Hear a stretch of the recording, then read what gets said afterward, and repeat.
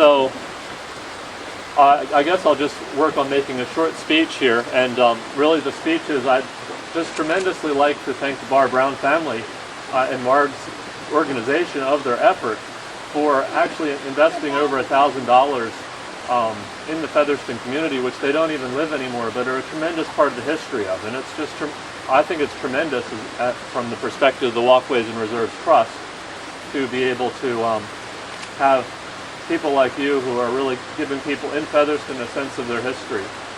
Particularly here we've got this 5-acre section of bush that's just absolutely phenomenal bush, and it's actually within the urban bounds of Featherston. And so to actually be able to have a sign that tells people when they walk by on the road what's in here and how to navigate it is a tremendous contribution. So thank you for that. Is there anything you'd like to say, or would everybody like to join me in taking the purple veil off? Yes. What? Flipping it back? Why don't you flip it off your way?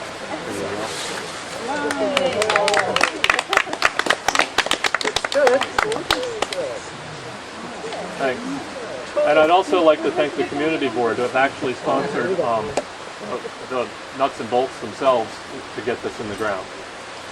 Troy, on behalf of the community, the Featherston community, I'd like to thank the Featherston and Walkways Trust and the Barr-Brown family for making the effort to bring this bush back into, I guess, into our hearts, because for a long time it's just sat there, and in one sense that's quite good because nothing bad has happened to it, but then again it hasn't advanced either.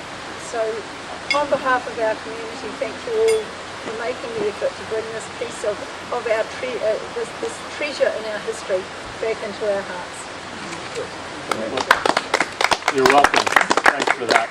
And I should announce we actually have one more milestone today. I don't want to upstage the dedication of this plaque so much, but we're finishing 2 years of work with the Community Conservation Fund grant that's paid for the spraying of the weeds, and we still have a bit more work to do and a bit more money to find to continue the third and possibly ongoing spraying of some areas like this ditch, which may continue to be a problem.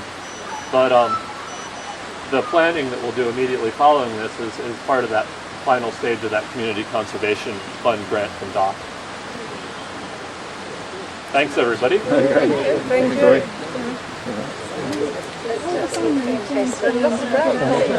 Yeah.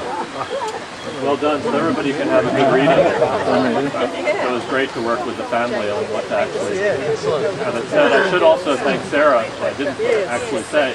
She did most of the work along the way on this. I helped out for a while and then took over at the final stages.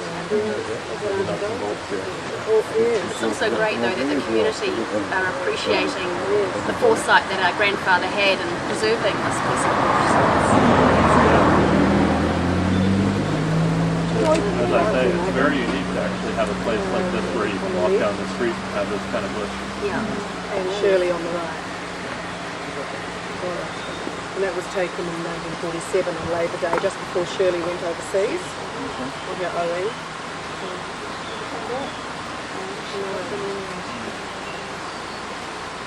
Oh, actually, she did come back to visit. When I was young, I remember seeing her films of Kilimanjaro and places.